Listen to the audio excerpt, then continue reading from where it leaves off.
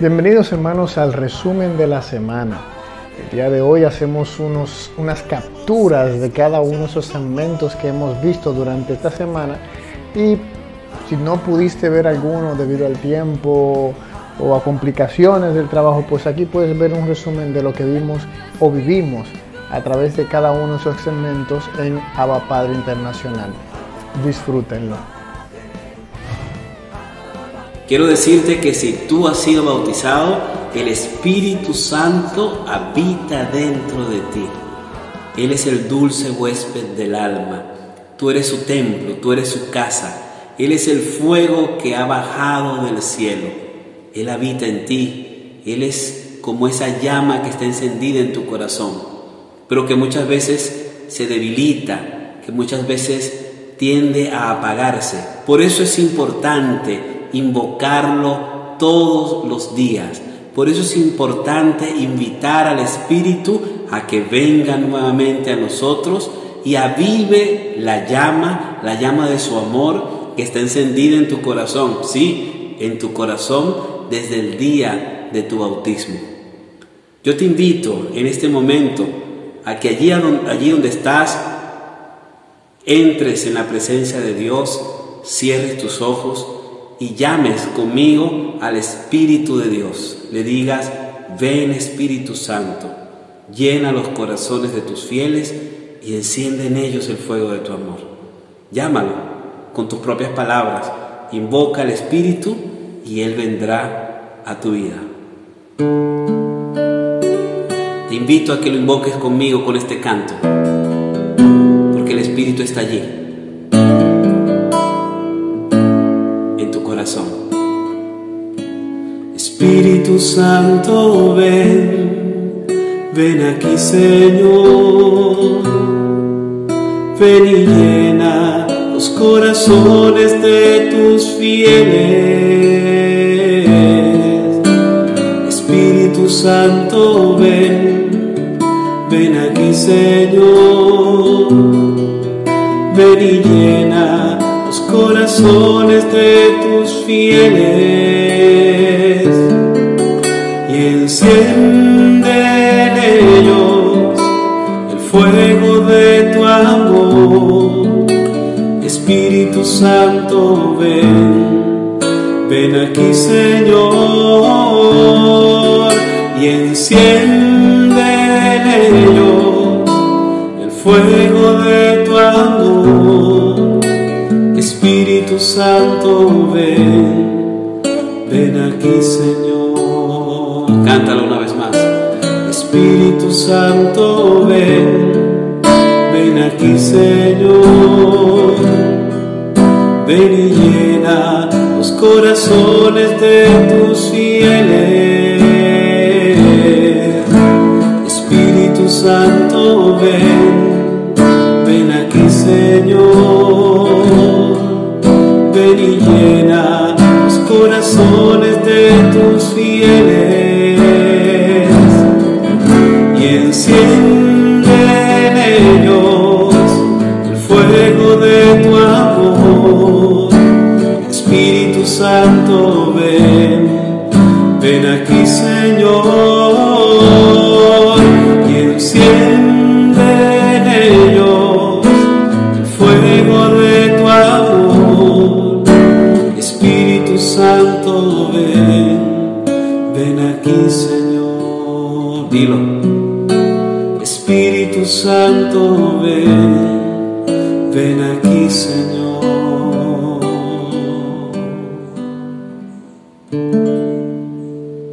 Amén.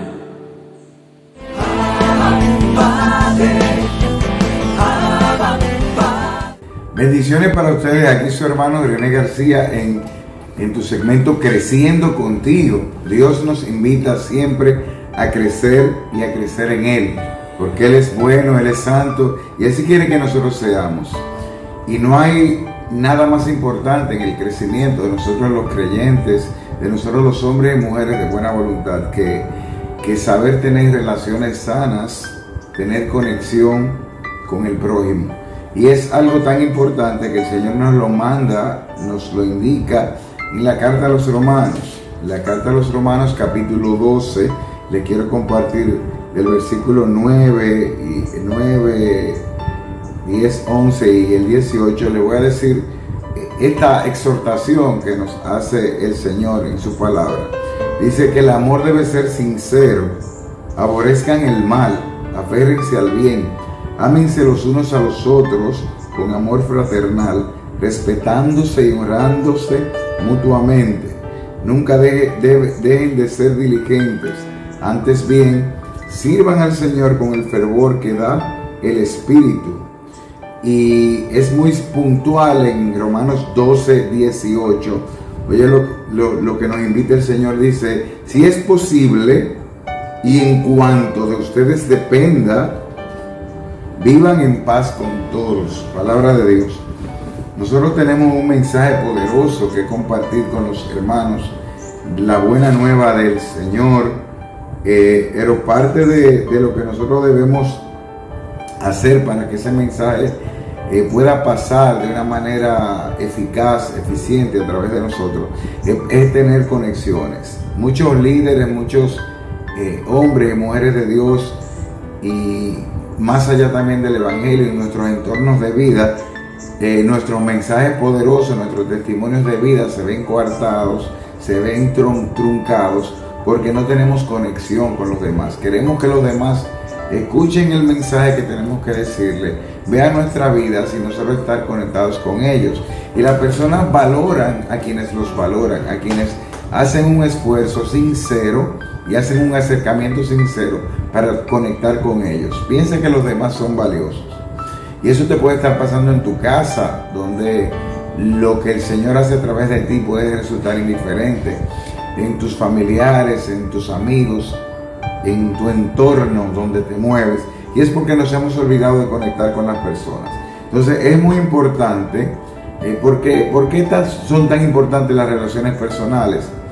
Definitivamente, cuando tenemos buenas relaciones con los demás, cuando conectamos con los otros, empezamos a evidenciar a un Dios que vive en nosotros, que obra en las diferentes áreas de nuestra vida, que está actuando en nuestra psicología, en nuestra mente y nuestras emociones.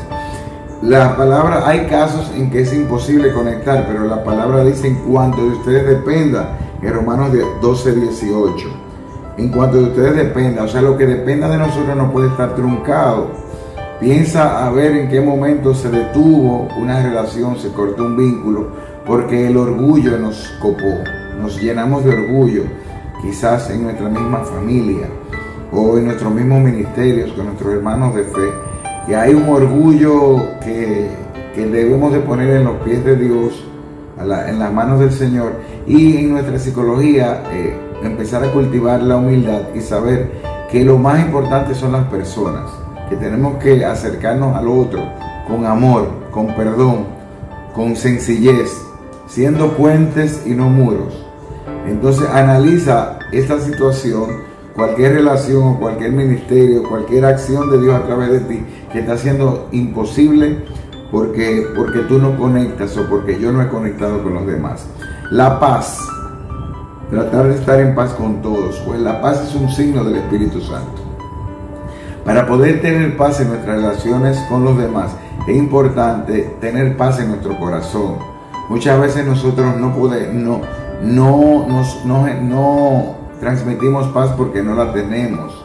Nosotros tenemos que recordar ese saludo, esa palabra hebrea, shalom, que implica salud, bienestar, prosperidad.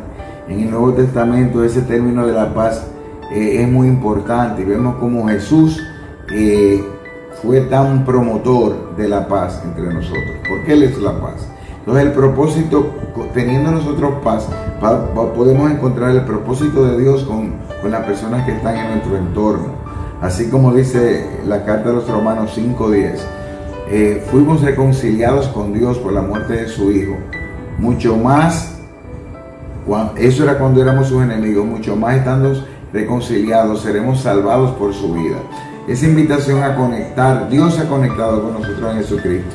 Y nosotros tenemos que conectar con las personas, sabiendo que las personas en sí mismos es el objetivo. Son quienes están en el corazón de Dios. Así que hay algunos retos que yo te quiero invitar a vivir como hombre, como mujer, como joven. Hazte estas preguntas. Piensa en cuál ocasión tú pudiste mantener una buena relación con alguien de tu familia, con un hermano de fe, con un compañero de trabajo, con un jefe, pero tu orgullo fue un obstáculo. No aceptaste algún error. Piénsalo, anótalo en una mascota, anótalo en un dispositivo. Piensa esa situación en que todo quedó cercenado, herido, porque tu orgullo no te permitió mantener la paz. Otra reflexión, otro reto que te quiero poner es, pregúntate a ti mismo, ¿tú miras a los demás con una perspectiva humana, donde los rencores y los motivos para odiar tú los llevas en una contabilidad, o por el contrario, estás acercándote a los demás con el amor de Jesucristo? El amor de Jesucristo que perdona 70 veces 7. Otro reto, quiero que tú reflexiones. Si haces un análisis en tu interior, dentro de ti, tú cierras los ojos y piensa dentro de ti. Puedes decir que tienes paz en los diferentes órdenes de tu vida. ¿Has identificado qué está robando la armonía en tu interior?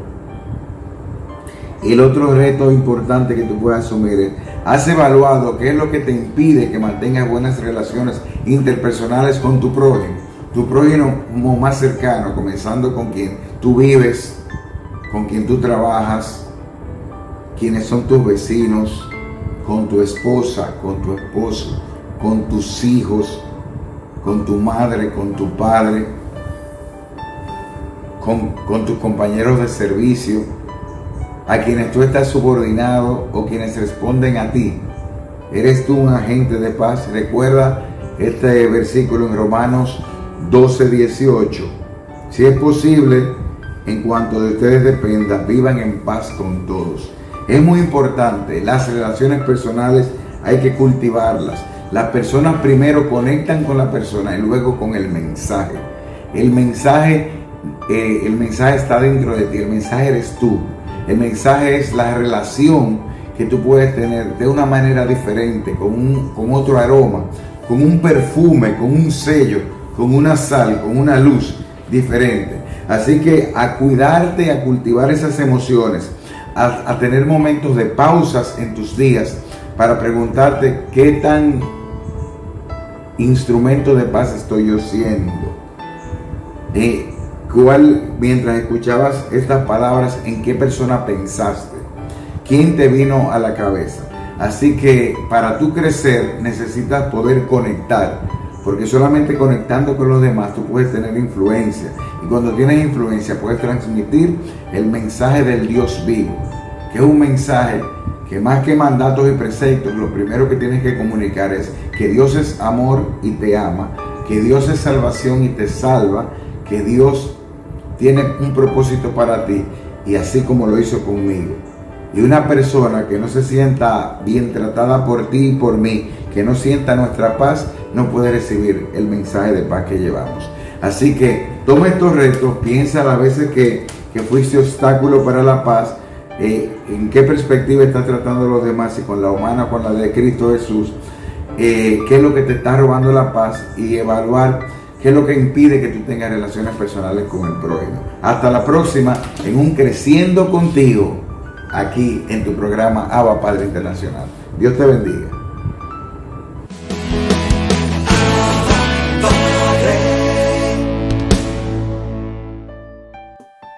Qué alegría saludarte en el nombre de Jesús en esta tu cápsula bajo el manto de María, acompañándote Odal y Susana de la familia de Inmaculada TV. Pues hablar de María regocija mucho el corazón, regocija el alma, y hoy la vamos a ver como el modelo de la iglesia. Más aún, es el mejor y más perfecto modelo con el cual podemos compararnos, ya que de él podemos nosotros obtener inspiración para el propio caminar en cada momento de nuestra fe, de nuestro sendero de salvación. Y no es una aventura suponer a Santa María como modelo también de la iglesia, como ella es actualmente gloriosa y triunfante. María siempre va a ser el modelo del amor, el modelo de la alabanza, el modelo de la contemplación de la Trinidad Santísima. Ella que es santa como es santa la iglesia a la que pertenece. Pero la mujer de Nazaret es modelo sobre todo para la iglesia histórica, también para la iglesia pueblo de Dios, para la iglesia que peregrina, que camina. La santidad de María es inocencia. ¿Qué quiere decir esto? Falta de experiencia del mal y del pecado, pero una inocencia como don de Dios, una capacidad de adecuar la propia voluntad al proyecto de Dios. Ese fue el comportamiento de María. Hoy hay en la iglesia un alma inocente, un alma capaz de descubrir el designio de Dios y de secundarla. Y esa alma vivifica el cuerpo de la iglesia cuando, según la situación de los tiempos, se acoge el plan divino de Dios, Señor de la historia, y se adecua a Él. Entonces, esta actitud es también una dimensión esponsal, es decir, un intercambio de amor. María es virgen, sobre todo no porque no tuvo hombre, sino porque el Dios mismo ha hecho de ella, la preservó de todo pecado. La virginidad significa ausencia de hombre y por otra parte presencia de Dios. Escúchame bien, ausencia de hombre, presencia de Dios. Una absoluta confianza en Dios. Ella optó por la pobreza y la iglesia imita esa virginidad cuando abandona o no busca al hombre y lo humano como protagonista de su propia historia, de su propio poder, honor, prestigio. Todas estas son tentaciones y pecados contra la virginidad eclesial. Y la iglesia entonces imita a la Virgen María, no tanto proclamando con palabras su propio "no conozco varón", sino testimoniando una efectiva y confianza dependencia de Dios. La Virgen María sirve al hombre, no se sirve del hombre al igual que la iglesia, ni se somete ni se deja someter por el hombre. María es Madre de Cristo, hombre Dios, por obra del Espíritu Santo. Virginidad y maternidad se funden en un único misterio, acontecimiento de María que brota la novedad de la salvación. María es la madre de la iglesia, pero es también modelo de la iglesia madre. ¿Por qué? Porque la maternidad de la iglesia se hace explícita en la dimensión mariana cuando transmite la gracia, cuando hace vivir o revivir a Cristo en el hombre, cuando hace vivir al hombre en Cristo. María es reconocida como Madre de la Misericordia y la iglesia madre permanece fiel al modelo mariano cuando, como ella, proclama tangiblemente la misericordia del Señor, que se extiende de generación en generación. María ha testimoniado una fiel coherencia a su propia palabra. He aquí la esclava del Señor. Y la iglesia únicamente es sierva de la redención, como María cercana al hombre y a todas sus vicisitud. La iglesia sirve a la redención, permaneciendo cerca del hombre. He aquí la esclava del Señor. Como iglesia, nosotros vamos a servir, a acompañar a nuestros hermanos y podemos repetir las palabras de María Santísima. El Señor ha hecho obras grandes en mí, porque así la iglesia que propicia ese tiempo y espacio de salvación, proclama y sigue proclamando las grandezas que realiza el Señor en ella y en cada una de sus miembros. Amén.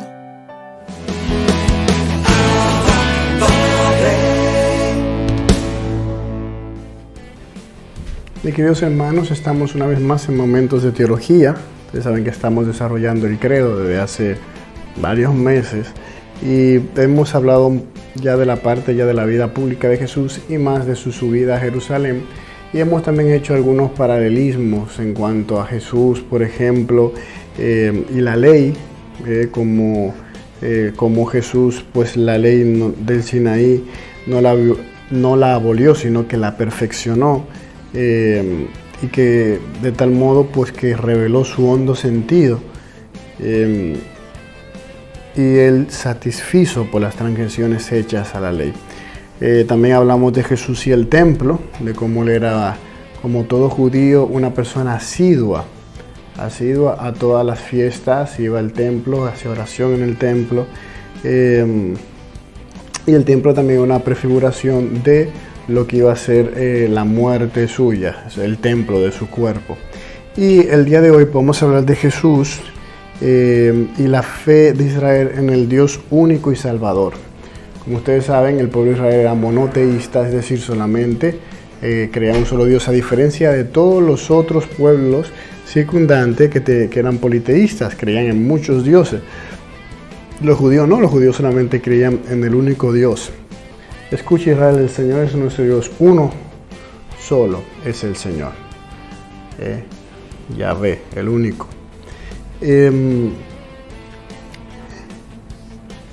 Si la ley y el templo llegaron a ser signo de contradicción ante los judíos, otra cosa también que tuvo Jesús, que lo toqué de pasada en el momento de teología anterior, era el tema del perdón de los pecados.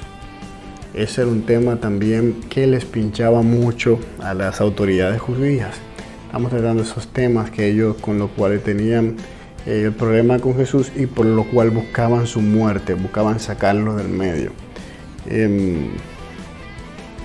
Había mucha contradicción entre ellos y las autoridades judías por la manera con que Jesús miraba o se comportaba con respecto a los pecadores o al pecado. Y la misión de Jesús era venir para la redención de los pecados, era la obra divina por excelencia. Y él acepta, Jesús, ser piedra de escándalo para aquellas autoridades del pueblo judío de esa época. Él lo aceptó ser así. Él los escandalizaba comiendo con publicanos y los pecadores. Le molestaban a ellos la familiaridad que él tenía para con ellos, y también cuando él les sacaba en cara a esos que se tenían por justos y que despreciaban a los demás. Eso iba en contra de ellos, era su actitud. La actitud era que yo soy puro, yo soy justo y los demás son pecadores. Por eso él hace esa referencia tan bonita de ese ejemplo de los dos que van al templo a orar. Y él dice que el publicano, o sea, el pecador, fue que salió bajo justificado, porque el otro solamente se engreía de las muchas cosas que hacía delante de Dios, porque yo ayuno, porque yo ofrendo, porque yo no soy pecador como los demás. Y esas cosas a Jesús no le gustaban. A Jesús le gustaba la humildad y que los demás, y que uno se reconociera siempre pecador. Por eso Jesús afirmaba: no he venido a llamar a los justos, sino a los pecadores, no a los que están sanos, sino a los enfermos. Y fue todavía más lejos al proclamar frente a los fariseos que, siendo el pecado una realidad universal, los que pretenden no tener necesidad de salvación se sigan con respecto a sí mismos. Por eso Juan Pablo II, en una interpretación que él hace, cuando se habla del pecado contra el Espíritu, el único pecado que no se perdona es la blasfemia contra el Espíritu, él le da este tipo de interpretación.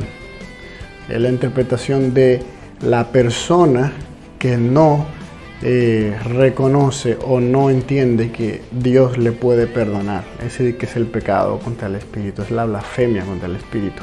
El tú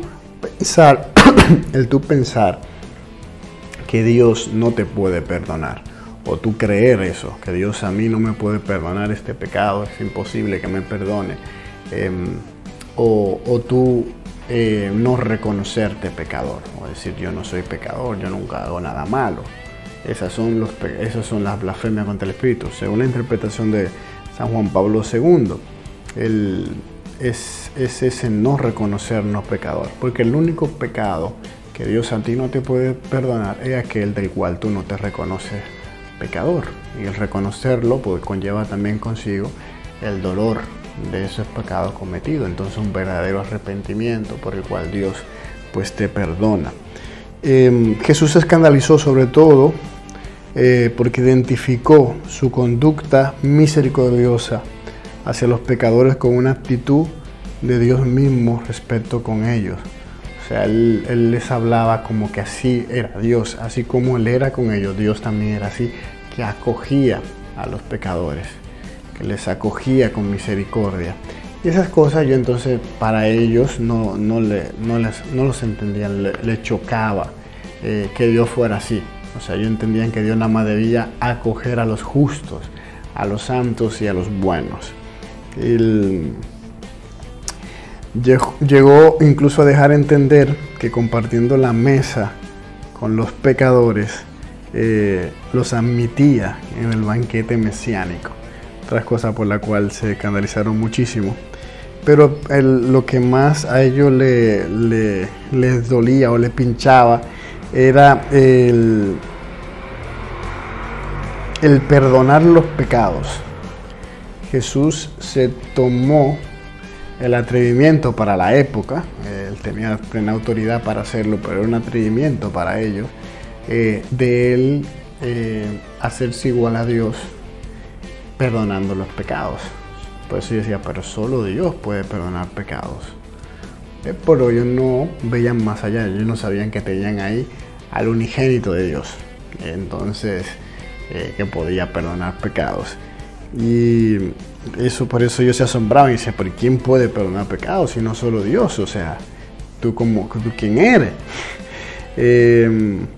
Y entonces Jesús, al perdonar pecados, o hace dos cosas, o él blasfema porque un hombre que pretende hacerse igual a Dios pues está blasfemando, o bien es verdad que esa persona que está ahí hace presente y revela el nombre de Dios. Entonces ellos tenían que tomar postura, o esta persona es realmente alguien con esa autoridad para perdonar, o está blasfemando. Y ellos prefirieron irse por el lado de que él estaba blasfemando. Solo la identidad divina de la persona de Jesús puede justificar una exigencia tan absoluta como esta. Él dice varias frases categóricas. El que no está conmigo está contra mí. Lo mismo que cuando él le decía que él es más que Jonás, más que Salomón, más que el templo. Y cuando recuerda, refiriéndose a David, llama Mesías a su Señor. Cuando afirma, antes de que naciese Abraham, yo soy. E incluso cuando él dice, el Padre y yo somos una sola cosa.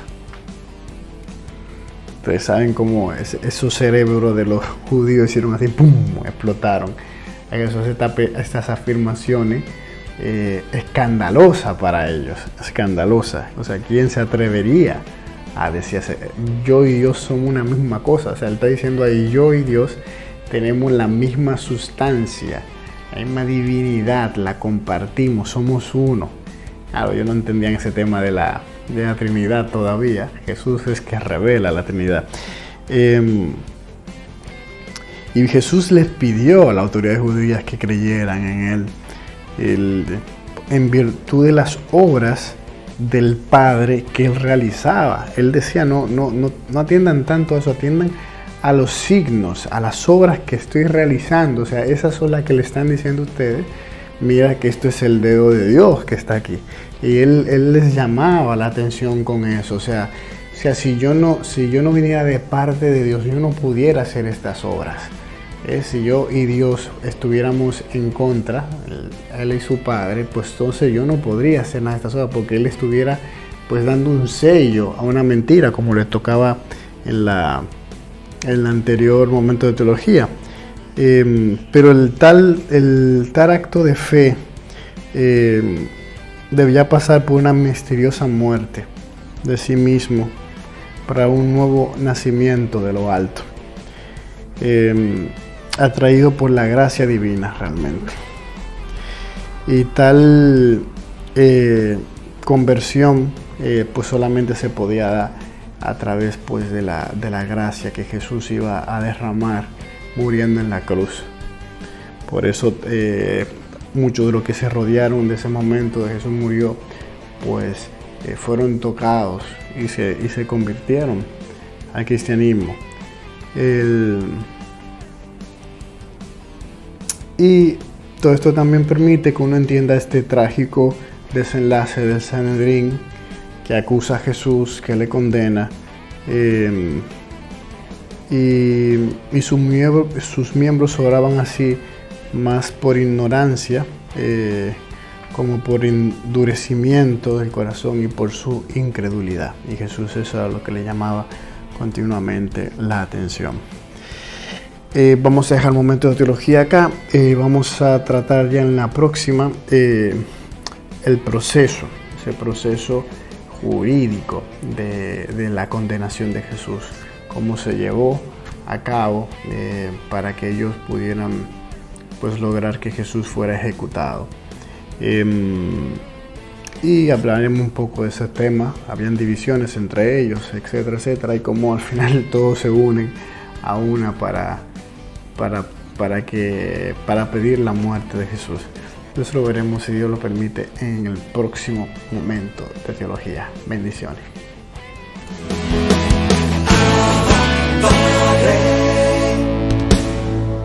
Conociendo al Espíritu Santo, con el Padre Osman Maldonado. Queridos hermanos, todos tenemos necesidad de plenitud en nuestra vida. Todos tenemos necesidad de un conocimiento más profundo de la palabra del Señor en nuestra vida. Y todos tenemos necesidad de un verdadero encuentro con Dios en nuestra vida. A veces nuestro corazón está vacío, nuestro corazón está inquieto, nuestro corazón está sediento de algo que pueda saciarlo, de algo que pueda colmarle paz, de algo que pueda darle fortaleza. Y eso es lo que hace el Espíritu Santo en nuestra vida. Provoca en nosotros un verdadero encuentro con el Señor a través de su palabra. Y nos dice en el libro primero de las Crónicas, capítulo 16, versículo 11 al 12. Buscad a Yahvé y su poder, vayan tras su rostro sin tregua. Recuerden todas sus maravillas, sus prodigios y los juicios de su boca. Palabra de Dios. Dice la palabra, busquen a Yahvé y su poder. Busquen al Señor y su poder. Tenemos necesidad de un encuentro personal con el Señor. Y solamente el Espíritu Santo nos puede dar esa gracia o provocar ese encuentro con el Señor. Porque, ¿qué hace el Espíritu Santo cuando llega a nuestra vida? Cuando el Espíritu Santo llega a nuestros corazones, despierta en nosotros hambre, sed por la palabra de Dios. Cuando el Espíritu Santo transforma nuestra vida y toca nuestro corazón, produce en nosotros de una oración más profunda, más intensa. Cuando el Espíritu Santo llega a nuestra vida, también produce en nosotros hambre de la palabra de Dios, hambre de escuchar la palabra de Dios y hambre por leer la palabra de Dios y hambre también de anunciar la palabra de Dios. Nos hace testigos de su amor, de su misericordia. Entonces, ¿cuánta razón tiene esta palabra hoy? Busquen a Yahvé y su poder. Necesitamos buscar al Señor nosotros, en cada instante, en cada momento de nuestra vida. Necesitamos encontrarnos con el Señor. Cuando no vivimos un verdadero encuentro con el Señor, siempre vamos a estar deseando llenar el corazón con cosas que al final nos van a dar placer por un momento, pero la vida seguirá igual. Entonces, el Espíritu Santo actúa allí en ese momento. Cuando sentimos esa necesidad de algo más en nuestra vida. Cuando lo tenemos todo en la vida, tenemos bienes materiales, hay placeres en la vida, pero nada de eso llena el corazón del hombre muchas veces. Entonces ahí es donde entra la acción del Espíritu Santo, donde provoca en nosotros ese encuentro con el Señor. Por ese vacío que se lleva en el corazón, entonces el hombre busca algo más y busca un verdadero encuentro con el Señor, que lo produce, lo provoca el Espíritu Santo. Busquen a Yahvé y su poder, vayan tras su rostro sin tregua. Es decir, hay que ser perseverantes, hay que clamar esa presencia del Espíritu Santo, pedir una intervención del Espíritu Santo sobre nuestra vida y decirle al Espíritu Santo, muéstrame al Padre. Espíritu Santo, muéstrame el rostro del Padre. Espíritu Santo, yo quiero encontrarme con el Padre. Espíritu Santo, yo quiero sentir el abrazo del Padre. Y cuando nosotros le suplicamos al Espíritu Santo, entonces es cuando podemos buscar su rostro sin tregua. Cuando vamos experimentando poco a poco esa acción del Espíritu Santo en nuestra vida, es cuando nos vamos enamorando del Señor. Es cuando entonces nos volvemos perseverantes en el servicio a Dios. Por eso dice, vayan tras su rostro sin tregua. Es decir, en todo momento tener la mente y el corazón puesto en el Señor, deseando siempre un encuentro más profundo cada día con el Señor. Y eso es posible en nuestra vida, porque cuando un corazón empieza a sentirse sanado por ese amor de Dios, el corazón quiere más. El corazón no se conforma, quiere más. Uno quiere conocer más del Señor, uno siente más alegría por las cosas de Dios, uno siente más ganas de seguir anunciando al Señor, porque uno queda contagiado con esa presencia del Señor. Y esa misma fuerza del Espíritu Santo nos mueve a querer que otros también conozcan ese amor del Señor, que busquen ese rostro del Señor sin tregua, como dice la palabra. Recuerden todas sus maravillas y sus prodigios. Cuántas cosas maravillosas ha hecho el Señor en nuestra vida y sigue haciendo cada día en nuestra vida. Y solamente a través de ese poder del Espíritu Santo es como nosotros podemos ser conscientes de lo que Dios va haciendo, va obrando en nuestra vida. Por lo tanto, pidamos al Espíritu Santo que venga sobre cada uno de nosotros. Ven Espíritu Santo con tu amor, con tu luz, con tu paz, con tu gozo. Ven Espíritu Santo a llenar lo más profundo de nuestros corazones. Ven Espíritu Santo y danos entendimiento de tu palabra. Espíritu Santo, haznos perseverantes en buscar tu rostro sin tregua. Espíritu Santo, permítenos cada día reconocer lo que vas obrando en cada uno de nosotros. Espíritu Santo, haznos incansables anunciando tu mensaje de esperanza y de salvación.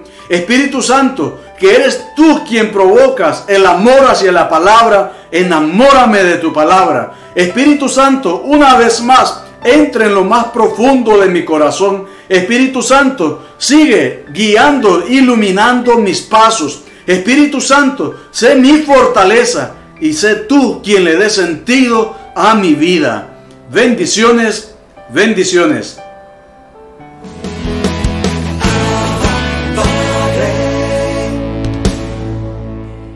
Bienvenidos a una nueva edición de Cerrando las Puertas al Enemigo, este segmento que se emite dentro del programa Abba Padre. Hasta este momento, dentro de la consideración que estamos haciendo del lugar que ocupa la pastoral de liberación en la Iglesia, este ministerio de liberación, de sanación que Jesús dio a sus discípulos. Ahora, al comenzar el tiempo ordinario, vamos a estar leyendo entre semana el comienzo del Evangelio de Marcos, donde se relata pues cómo Jesús va anunciando el reino, que es la misericordia de Dios, el perdón de los pecados. Y al mismo tiempo de anunciar ese reino maravilloso, Jesús va a acreditar que todo eso es cierto, sanando y liberando.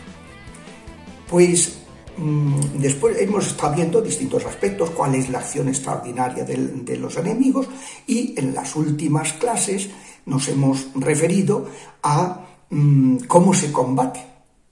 Pues bien, queda todavía, antes de pasar a un segundo apartado dentro de este curso de exorcística, pues queda por tratar algo que es fundamental en el ministerio de liberación y de sanación, que es el discernimiento. El discernimiento. Yo recuerdo en una ocasión hablando con un eclesiástico que me decía que no hacía falta en el ministerio de liberación que recurrir a los carismas, a las personas que han recibido carismas, por ejemplo, el espíritu de discernimiento, la palabra de conocimiento, el espíritu de profecía, etcétera, porque, bueno, pues que los demonios con los recursos ordinarios, con enseñarles la cruz y estas cosas, que con eso se les derrota. Él le explicaba que estaba demostrando que no tenía ni idea de lo que estaba hablando, porque eso no es así. Por supuesto que lo principal, puesto que la puerta principal es el pecado, lo principal es lo que combate el pecado.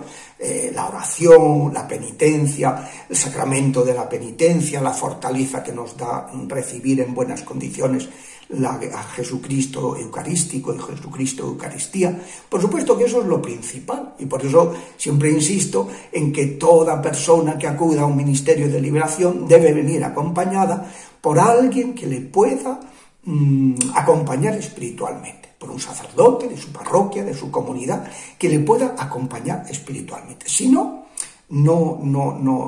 porque es la base de todo lo demás. Pero luego hay 5 puertas más, como veremos dentro de unos días, ¿no? Entonces, lo que es fundamental es discernir. Este es un ministerio, el ministerio de liberación, que hay que ejercerlo, como decía en la Iglesia, recientemente publicó una carta, Juvenesit Ecclesia, una carta preciosa, diciendo que la Iglesia tiene 2 pulmones. 2 pulmones, como explica Pablo en el capítulo 14 de la primera carta a los Corintios. El primer pulmón es la vida carismática, la vida de la gracia del Espíritu. El segundo pulmón es la jerarquía, que está al servicio, es un hieros argé, un orden sagrado, que está para poner orden, como su propio nombre indica, ¿no? Al servicio de esos carismas que Dios otorga a su Iglesia para servir a las almas. Entonces, pues es importantísimo que contar con los dos, contar con el ministerio ordenado, el sacerdote o el diácono que hace liberación, o el sacerdote exorcista o el obispo de la diócesis, que es el exorcista nato. Pues eso es fundamental. Pero hay que contar con esos carismas que Dios concede, ¿no? Y uno de ellos es el del discernimiento. Es fundamental ejercer este ministerio, pero hay que saber cómo ejercerlo y a dónde apuntar los tiros. Esto es como quien tiene un arma poderosísima, pero que no calibra bien el objetivo, no sirve de nada. Uno puede tener un misil estupendo, pero como no lo dirija al objetivo, pues no consigues lo que pretendes. Es decir, hay que discernir esos fenómenos que se pueden encontrar las personas que acuden a este ministerio, o que se van a encontrar el ministro que dirige este ministerio de liberación, o que se van a encontrar los auxiliares, porque hay que no confundirse. Pensemos en lo que dice San Pablo en la segunda carta a Corintios, el capítulo 11, me parece es el versículo 14, dice que Satanás se disfraza de ángel de luz para confundir incluso a las almas, a los creyentes. Es, como saben, esa parte de la segunda carta de Pablo a los Corintios es la carta de lágrimas, Recoge Pablo la carta segunda a los Corintios, tiene una primera parte que es una parte de reconciliación, de consuelo. Pablo, que ha visto que por fin, después de tantos esfuerzos con esa iglesia tan querida de Corintio, en la que estuvo año y medio, pues que al final han acabado respondiendo, ¿no? Y entonces él pues les escribe esa primera parte de la segunda Corintios, que es una carta de reconciliación, de consuelo. Pero en la segunda parte recoge una carta que él les había escrito, la que llama carta de lágrimas, pues lamentando. Y una de las cosas que dice, mucho ojo, hay que discernir, porque os están viniendo gente diciendo que vienen en nombre de Dios y os están son verdaderos anticristos. Hay que discernir. El que viene en nombre de Dios es otra cosa lo que hay que hacer. Tiene que respetar el depósito de la fe. Entonces Pablo pues va hablando de eso, de ese respeto al depósito de la fe, y que dice, porque el mismo Satanás se disfraza de ángel de luz. Por eso podemos confundirnos. Hay que distinguir si una persona tiene palabra de conocimiento, tiene el don de profecía, el don de eso, palabra de conocimiento, don de profecía, o es una pitonisa, un pitoniso, que conoce cosas porque se las manifiesta los diablos, Satanás y los diablos.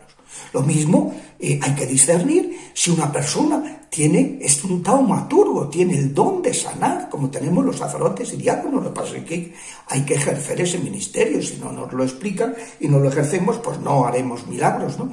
Pues si tenemos esa acción se ha hecho en virtud del poder de Dios, o por el contrario, estamos hablando de una persona que está actuando con el poder de los demonios. Los demonios tienen poder sobre la materia y pueden influir sobre ella.